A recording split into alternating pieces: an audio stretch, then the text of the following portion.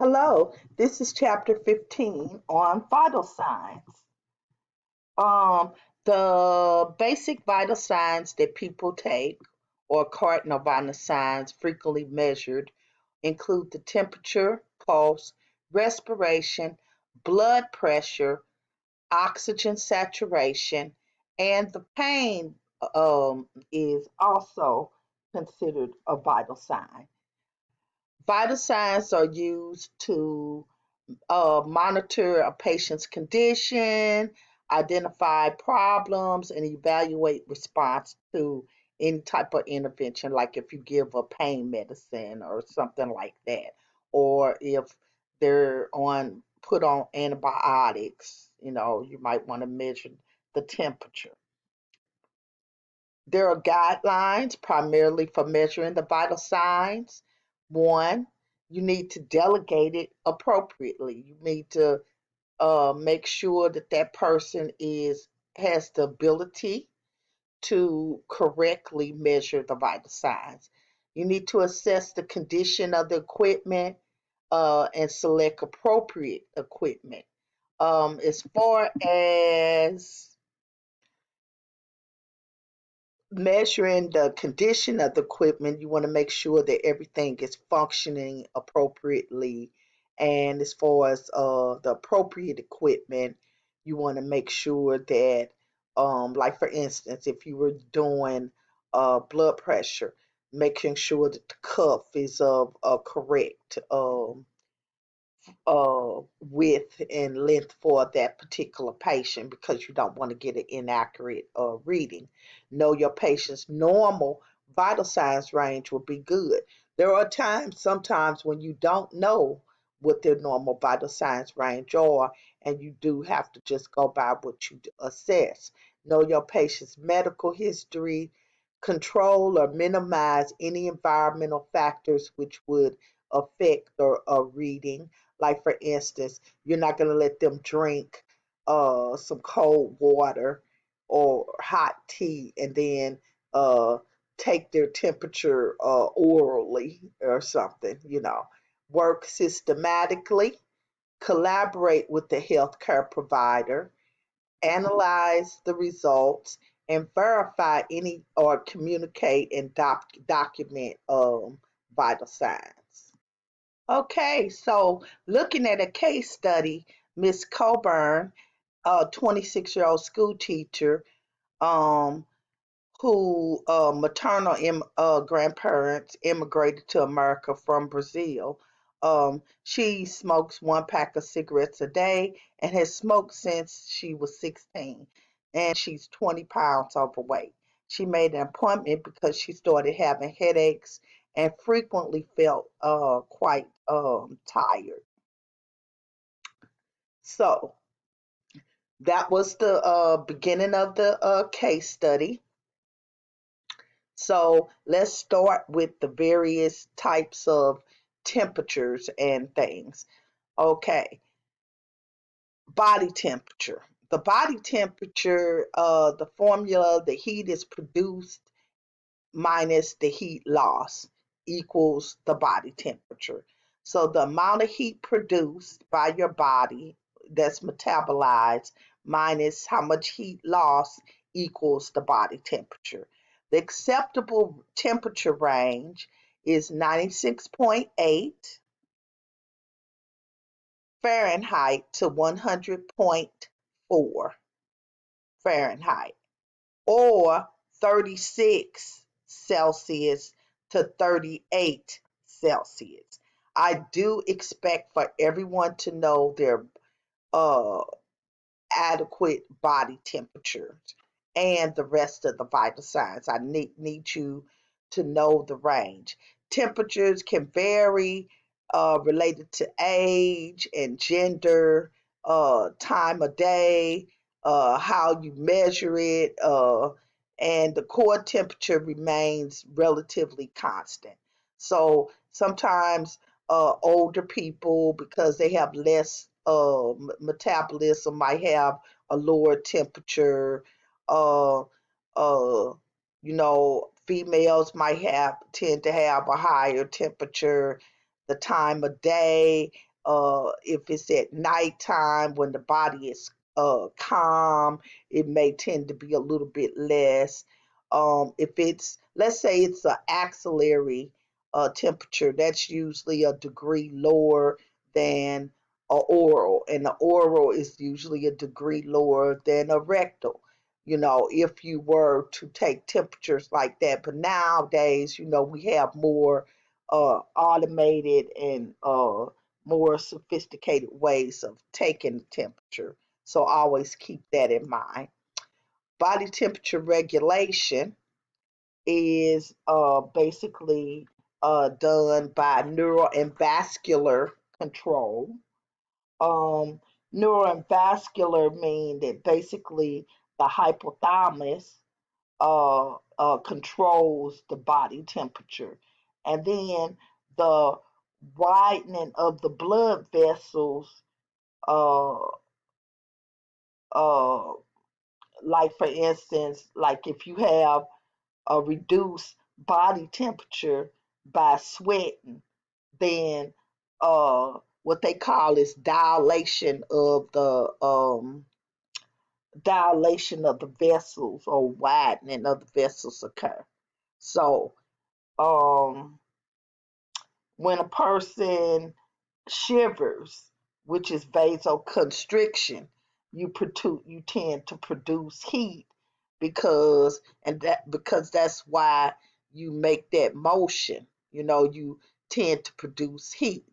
Uh, heat is usually lost um, through uh,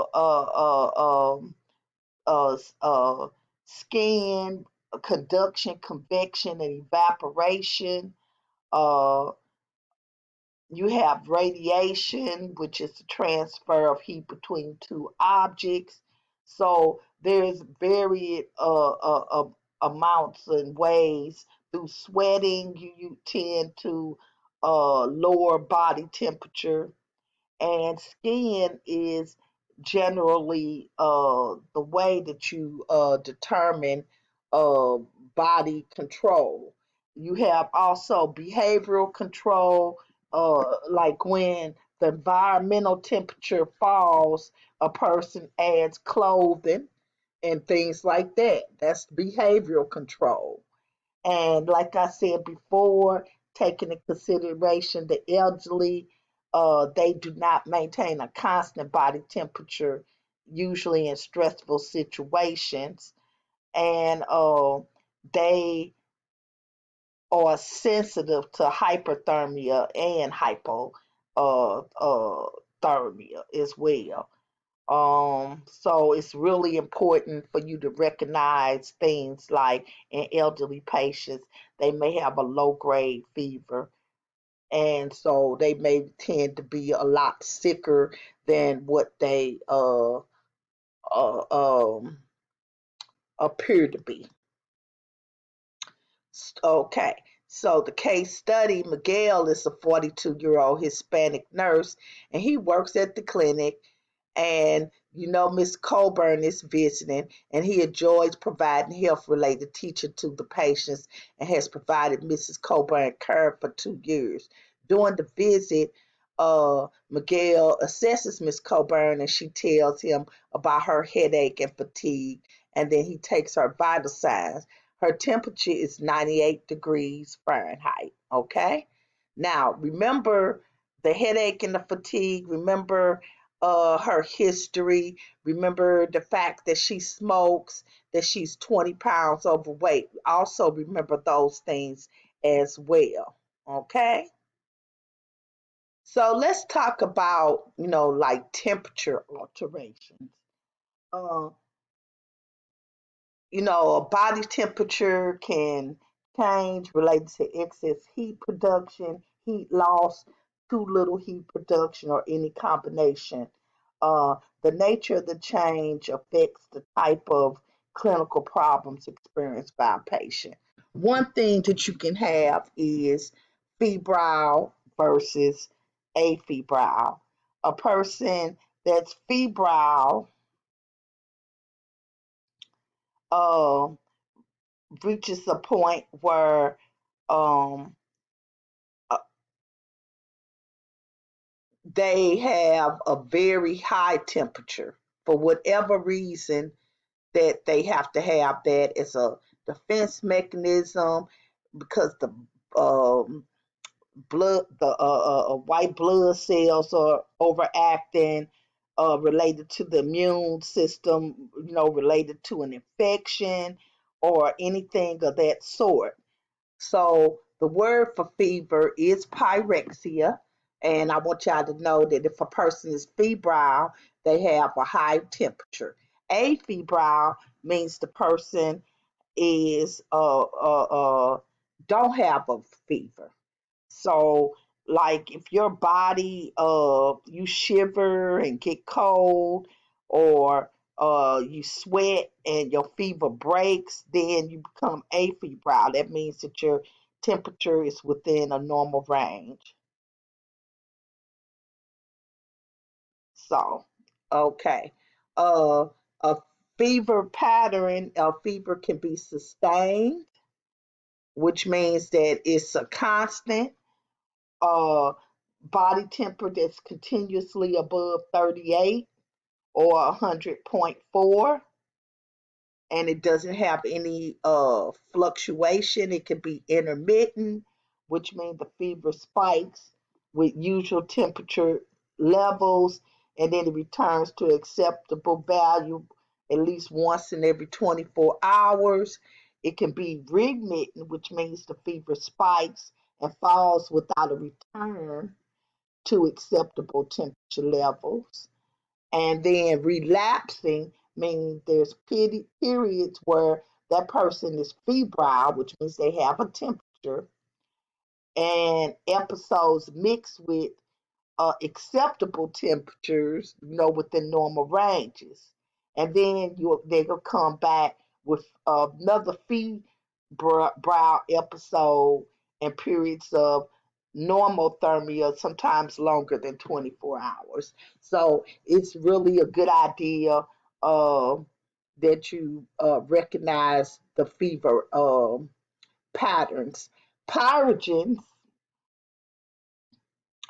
or uh, basically the ability, uh like a pyrogen is kind of like the actual bacteria that's causing the person to have a fever, and based on that you would do whatever type of fever, whatever type of test you need to run so that you can administer any treatment. Uh, so initially, a person can have what they call a fever of unknown origin, which is, you'll see that sometimes a person will come in with that diagnosis and they won't tell you.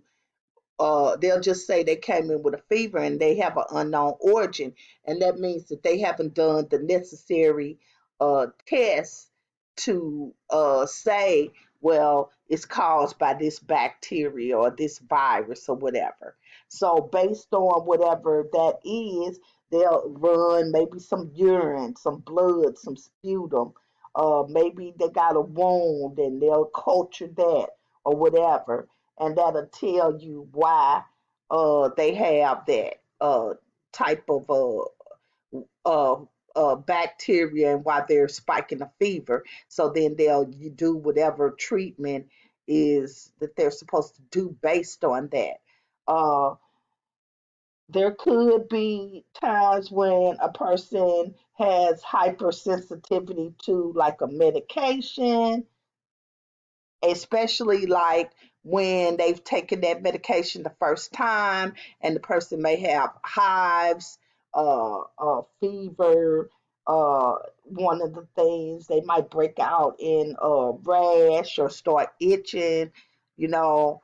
And one thing to know is with children, especially between like 6 months and 3 years of age, uh, uh, they can have, if they have dehydration, they can actually have what they call febrile seizures, and so you need to be aware of that as well. And usually, if people use antipyretics, which y'all know what those are, like Tylenol, which they call acetaminophen, and ibuprofen, and that type of thing, to decrease the temperature in a person. So hyperthermia uh, is basically a temperature over 40.2 Celsius or 104.4. And that's when you're getting, I mean, you're basically in the mode where you could have a heat stroke. Uh, and when they are exposed to um, hot climates, or and it can make a person have confusion, uh delirium, excess thirst. They can have muscle cramps and visual disturbances and stuff like that. So think of in terms of somebody going out into the desert with no way to drink anything and hydrate themselves. They can have hypothermia, which is mild hypothermia, and they have moderate hypothermia, and they have what they call severe hypothermia. And these are the ranges, as you can see up here: mild being 34 to 36 Celsius to 93 to 96.8, moderate being 30 to 34 Celsius and 86 to 93.2 Fahrenheit, and severe less than 30 degrees Celsius or less than 86 uh, in a human being. So it's a good idea to know what those classifications of hypothermia are. Um, they use heating blankets and those type of things to try to decrease it. Um, a person could have oh my God, trauma, stroke, diabetes, drug or alcohol intoxication. There could be a lot of different various reasons where a person could be experienced that not having enough shelter or whatnot. So there are different ways to measure temperatures. The core, pulmonary artery, esophagus, and urinary bladder, uh, or ways, and surface includes the tympanic membrane, temporal artery, the mouth, rectum, axilla, and the skin. So you just need to choose the safest and most accurate site depending on what type of patient that you have. Like you're not going to try to put an oral or take an oral temperature in somebody that has the inability to hold a thermometer in their mouth. That's why a lot of times for little babies and stuff, they'll do it on their skin. When I was coming up, they used to do it in their rectum, you know, for patients.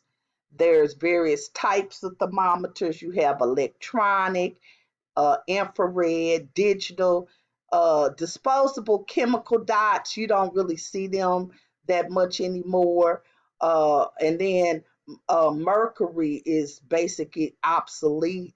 I remember when I was back in nursing school, it would be like the little glass mercury thermometers, and you would have to shake the mercury down. So one of the things that we used to learn is that flicking of that wrist the right way to shake, and then you would have to hold it in your mouth, which would seem like forever, like about 3 to 5 minutes to get an accurate measurement.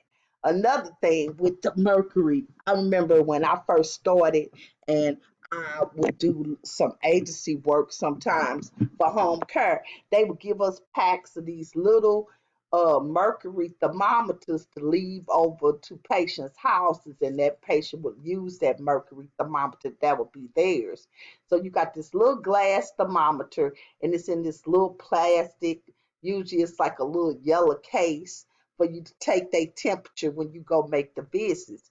In the summertime, if your car is sitting out in the heat or whatever, it wouldn't be nothing for you to come and see that mercury thermometer, where you get ready to take the mercury thermometer and then you get inside the patient house and open it up and it then cracked and broke open because it got so hot in the heat. So I know that's the reason why they got rid of them. The other thing with that disposable chemical dot, those can do the same thing as well because they were made out of plastic and the little dots would register the temperature. Uh, I don't know if they still use those or not, but if it was in a position, it's almost like the same thing, so as almost like the mercury, it wasn't as dangerous as the mercury could be, but at the same time, it probably wasn't quite as accurate.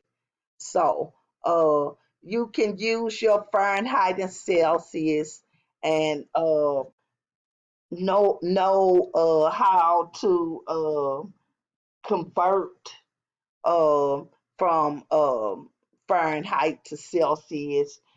We did that when we was doing math. So just kind of be familiar, you guys. Like for instance, in order to uh, in order to if you got let's say you got a Fahrenheit temperature, what you would do is you would have like I don't know, whatever that Fahrenheit degree is, and then you would minus 32, and it's times 5/9. And then that would be what your uh, Celsius is. When you had Celsius temperature, you would have 9/5 times whatever the Celsius is plus 32. So it's kind of like backwards, you know. So it's okay to know those, but very rarely would you probably have to use it. But just knowing it is a good thing. So we got the measurement of the temperature, electronic thermometers, as I say, and they're battery powered. A lot of times on the units, people would stick them on the little chargers, and then you can flick the actual thermometer. You can see like on the edge of it, the little plastic covering off of that. It has a thin wire cord and a probe or sensor, and there's two modes of operation. A lot of times, you can see here at the top if you're looking at this actual video. The rectal one has a red at the end of it, and the oral one has a blue. So they do make a difference in those. You have the infrared, there's a picture of that, tympanic membrane when you do it on the side, uh, and of course, digital. You can literally buy a lot of those digital thermometers. They're not too bad. You can get one for under $50. Uh, Most people have them. Here is an actual picture of the chemical thermometers, and they would turn like dark blue for the measurements, and as you can see where the numbers are, it would measure. Like for instance, if you look up here near the top, if it was 100, 2, 4, 6, 8, and then to 101, that's how it would measure by twos. Quick kick quiz. You have delegated vital signs to an assistive personnel, which means like to a technician or somebody like that, or somebody in the clinic, a med tech, and the assistant informs you that the patient has just finished a bowl of hot soup. The nurse most appropriate advice would be to take a rectal temperature, take the oral temperature, advise the patient to drink a glass of cold water, or wait 30 minutes and take an oral temperature. Of course, you're going to wait 30 minutes. Okay, the next form of measuring would be the pulse. And the pulse is basically the number of cardiac cycles per minute, and that equals the pulse rate. And you need to be able to locate a peripheral pulse on an individual. There are several pulses, and here is the area where they got the radial pulse on the side with the thumb, the apical, the brachial, the carotid, the temporal. It's showing you all the different locations of the pulse, dorsalis, pedis, etc. And of course, you guys know that that can uh, vary based on um, a lot of things, whether or not the person has adequate, um, I can say, whether or not the person has adequate circulation going through that area or not. Usually, an adult's normal heart rate ranges between 80 to 100 beats per minute. I do want you guys to know that if a person is very athletic and in really good shape, sometimes they will tend to have a lower pulse. It could usually be 58 or 56, and they call that bradycardia. That and tachycardia being a higher pulse, above 100. So they could have bradycardia, but that could be a very normal thing for them. That's why it's very important to consult with people about their pulse rates and their vital signs. Um, Using a stethoscope. A stethoscope, y'all know about the earpieces, uh, the binaurals, the tubing, the bell, and the diaphragm. So y'all pretty much know what a stethoscope looks like. Um, the diaphragm, I do want y'all to know, does pick up high pitched sounds, and you need to apply firm pressure, like up at the top. And then the bell is the smaller area, and it picks up low pitch sounds, and you apply light pressure. Um, just make sure as far as uh, you're putting the earpiece in correctly. And I mean, we've gone through all of this before, and I think that most of y'all know uh, what's up with all of these areas and everything like that, and how to use your stethoscope, and how to clean it. Um, just make sure that the earpieces are cleaned and free of any earwax or dust or lint or body oils. And you can routinely clean the diaphragm and the bell with an alcohol uh, pad, and that reduces bacteria. Uh, with the way things are nowadays and stuff, they even have stethoscopes and stuff. I know they're plastic and stuff, but they keep in people's rooms. So when you assess the pulse rate, you got to obtain the patient's I told you their baseline, and compare with the usual factors. If the rate is abnormal, you make sure you auscultate for an apical pulse for a full minute, okay, to attain a more accurate assessment of cardiac contractility. Like I told you guys before, Uh, if you but if it's a normal pulse rate, you can do 30 seconds and then multiply times 2. The usual ages, if you have an infant, their heart rate is going to be between 120 to 160. A toddler, 90 to 140. A preschooler, 80 to 110. A school ager, 75 to 100. An adolescent, 60 to 90. And then they say an adult is 60 to 100. So those ranges are considered normal. You notice that a teenager has an irregular pulse. The best action you should take includes what?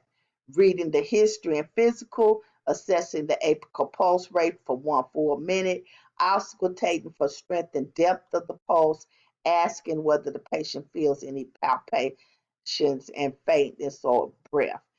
Basically, you're going to assess the apical pulse rate for a full minute. That'll be the answer. Okay, so normally a regular interval of a pulse occurs between uh, uh, each pulse or heartbeat. A regular interval interrupted by an early beat, late beat, or missed beat indicates an abnormal rhythm or dysrhythmia.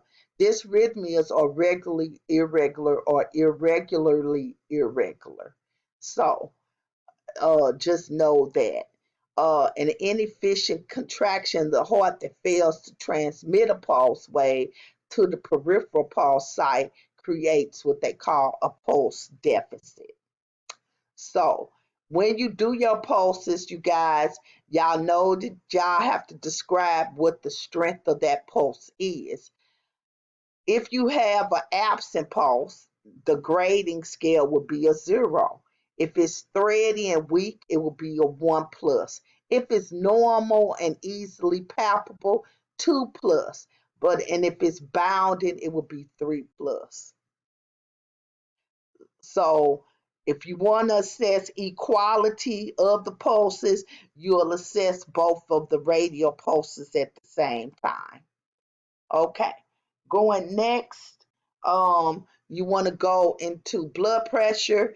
Blood pressure depends on, and this is something very, very important for you guys to remember. Okay, because I think I do have this question on the test. Uh, Cardiac out blood pressure depends on how much blood your heart is able to pump out, which is cardiac output. Peripheral vascular resistance. What that means is that are your vessels um, clogged up and it's taking a lot for the blood to go through, so it's resistant. That can increase the blood pressure. So peripheral vascular resistance, blood volume, which is how much blood is being pumped, blood viscosity, how thick the blood is, and arterial elasticity. So I want you guys to know that the blood pressure depends on all of these things: cardiac output, peripheral vascular resistance, blood volume, blood viscosity, and arterial elasticity. So, blood pressure variations can include age, can affect your blood pressure, gender, ethnicity, sympathetic stimulation. Like for instance, if a person is excited about something, uh, any type of daily variation, medication and treatment, activity, weight, diet, and smoking. All of these things can have an effect on your possible blood pressure. Okay, so certain types of things that aren't good for you to eat can increase your blood pressure. If you're overweight, that can increase your blood pressure. Smoking can. Activity. If you tend to be an athletic person, that will actually lower your blood pressure. So that's why a lot of times people tend to, I can say, use uh the, work on certain things as far as lowering their blood pressure. Okay. I do want you guys to know that there are things such as uh high blood pressure, hypertension, and that is if a person has persistent elevated blood pressure. Let's say their systolic blood pressure is greater than 140 and their diastolic, their low blood pressure, is greater than 90, or if they need antihypertensive medication in order to keep those within a normal range. That is the definition of hypertension.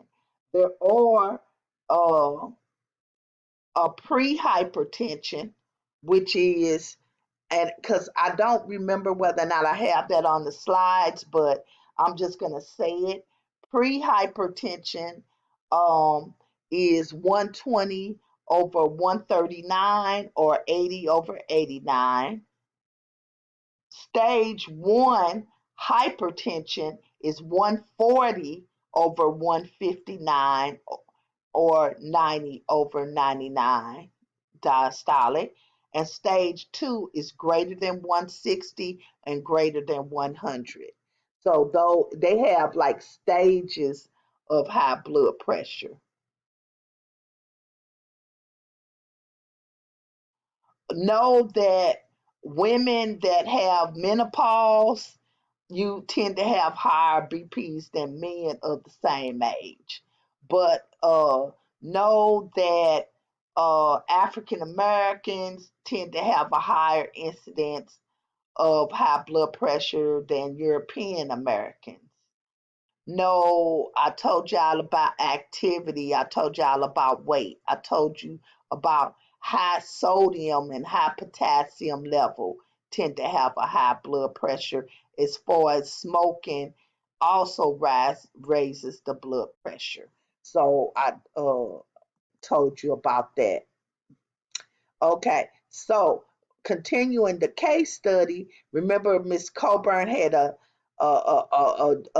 normal temperature, and then her blood pressure is 164 over 98. So the systolic is greater than 160. 98 is right there because it goes up to 99. So I would say that she has stage two hypertension. But Miss Cobra asked whether this means she's healthy. So of course that's not. Measurement of the blood pressure equipment, and the environment. Uh, Remember, you guys, now we tend to have electronics and uh, that type of thing. But what I do want you guys to know, um,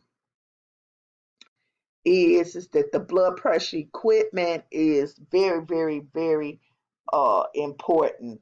And knowing how to place somebody, having them in supine position is the best way. uh, Sometimes they tend to check people standing and sitting and lying, and to see if there's a change, because a lot of times a lot of older people tend to have what they call postural hypotension. They'll get up real quick and their blood pressure will drop. That's why you want to see people tend to dangle their feet. They'll dangle prior to raising, because that's been a big problem with elderly people. I've seen elderly people get up in the middle of the night and just raise up real quick and fall and break their hip, because they didn't take that time to let their body adjust. They just got up. So I've seen that pretty much occur. So they have when you auscultate, basically um, there are five Korikov sounds.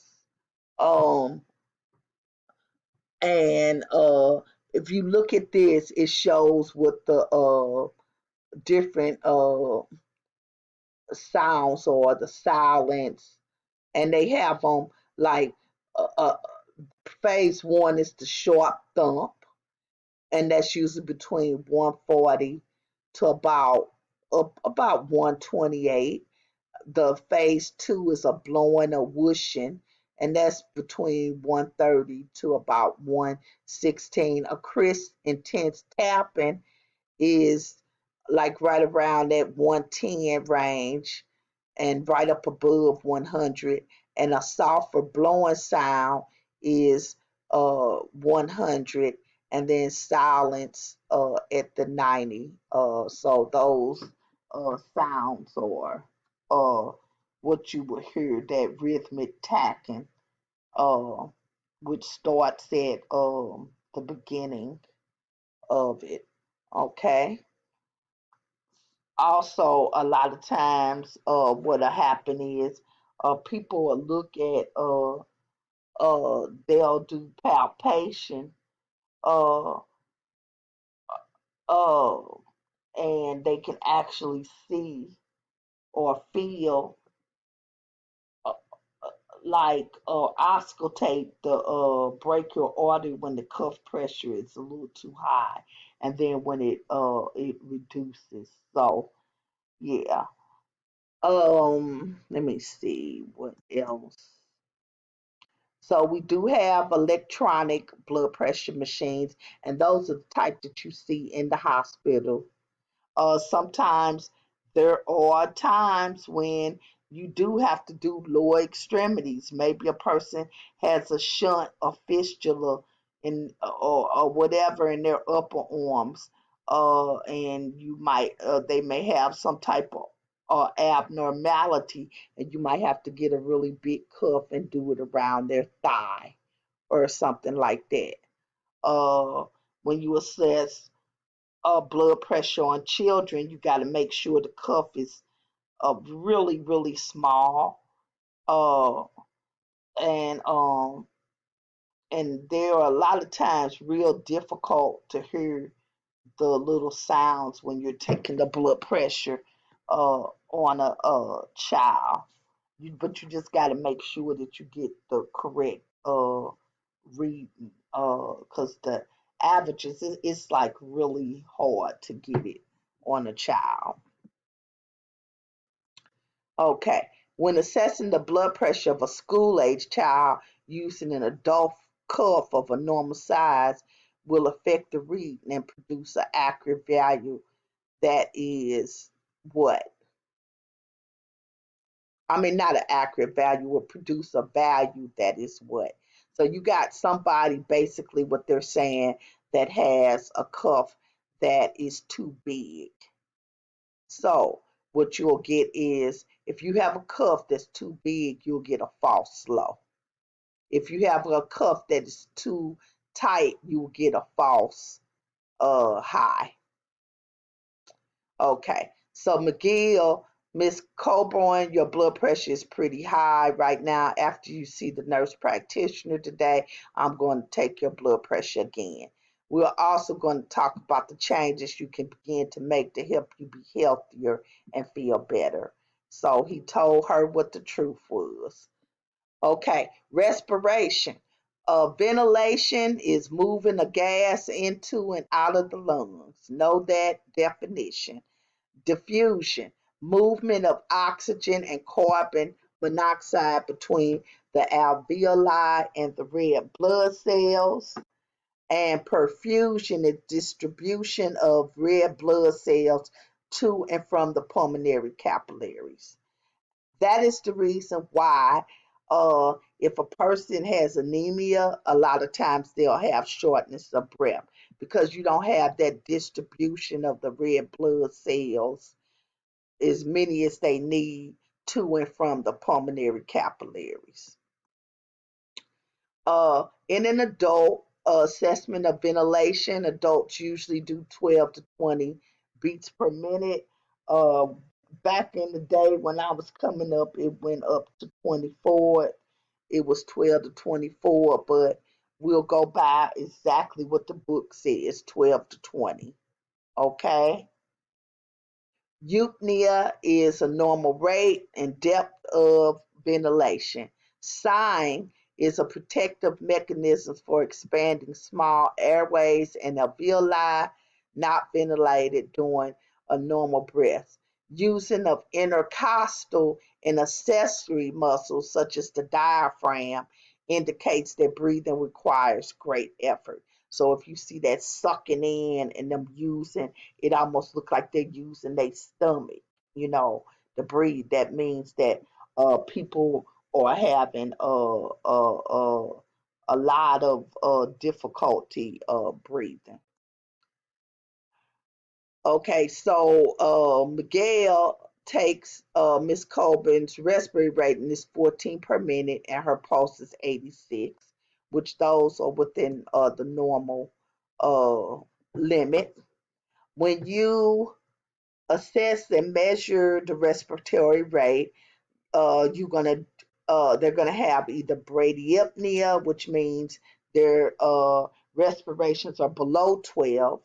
They're gonna have tachypnea, which means they're above 20, or they're gonna have just straight up apnea, which means um, there is no breath or breathing going on at all. Okay, so then you always want to speak on whether or not when they ventilating and they're breathing, whether it's deep, normal, or shallow. Okay, um, and that's pretty self-explanatory. The ventilatory rhythm, whether it's regular or irregular, and whether or not it looks like it's, any effort coming out of them when they're breathing. An additional measurement would be oxygen saturation, which is the pulse oximetry, um, which basically is considered the fifth vital sign. Um, and what that does is um, it measures the amount of oxygenated and deoxygenated hemoglobin, and it comes up with a reading. So the normal, what they call SpO2, equals 95% to 100%, and that's on room air. Uh, Now, you may have to administer oxygen to somebody to get them to that rate, you know. So that's something like important for you to know. Measurement of end-tidal carbon dioxide basically is saying that end-tidal carbon dioxide are important in assessing when you caring for somebody where lung ventilation and perfusion is just like really essential. Uh, this monitor uh, attaches directly into a ventilator and measures the exhaled carbon dioxide through sensors. Uh, because it's non-invasive and painless and provides an accurate measure of arterial carbon dioxide retention and values. It's commonly used in mechanical ventilated patients. So that's something that you can just kind of know about. Also, when you measuring the pulse out, make sure know that there are certain things like if a person's hands are really cold, or if they have on nail polish or something like that. All those things can affect the reading. So, like be aware of that as well. So special considerations. Older adults, you want to take into consideration their physical.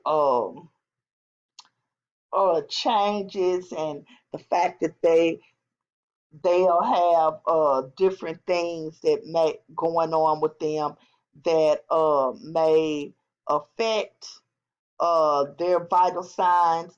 So you want to be aware that, like with older people and stuff like that, older adults, the temperature may be lower, the pulse rate may be lower, the blood pressure may be lower, the respirations may be irregular or something. And you need to, patient teaching, you need to teach them about different things and how to monitor how their breathing is. There are some people who actually have pulse oxes in their home, you know, uh, people who need oxygen in their home. Now that we have a lot of electronic things, it makes it so much better for older people. And you just write down for them what's normal and what's not normal, and you can and they can assess in their home. After caring for Miss Coburn, Miguel sees the need to educate Miss Coburn about the different types of vital signs. Miguel determines that the priority is to focus on the high blood pressure because that was the only thing that I think that was even was abnormal. So he tells her that we need to watch it, and he puts her on an exercise regimen, and he said don't eat no salt or less salt, and think about not smoking. So Miss Coburn has purchased an electronic blood pressure device, and as far as evaluation strategies, what you suggest for Miguel to use with Miss Coburn, basically what you need to do as far as evaluation strategies with Miss Coburn is make sure that she's um,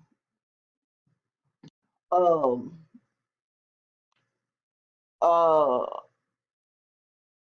using her blood pressure, the cuff the right way. Make sure that the cuff is the appropriate size. Make sure that you instruct her to write down her measurements, and what time of day, and what her activity level, and what's going on when she's measuring those blood pressure monitors and readings. Uh, so a lot of times what happens is in institutions we got flow sheets and electronic medical records and different things where we can document our readings. So in the community, uh you just have to have a patient a lot of times keep a record, on their own, because a lot of patients tend to keep a record of their readings and then bring it back to their physician. So, safety guidelines for nursing skills: make sure that you clean your devices between patients, uh, rotate sites doing repeated measurements of blood pressures and pulse oximetries, uh, analyze trends for the vital signs and report abnormal findings, determine the appropriate frequency of measuring vital signs based on the patient's conditions. And that's basically it. So, as far as the vital signs is concerned. And you guys can kind of read through and see if y'all know what the blood pressure is.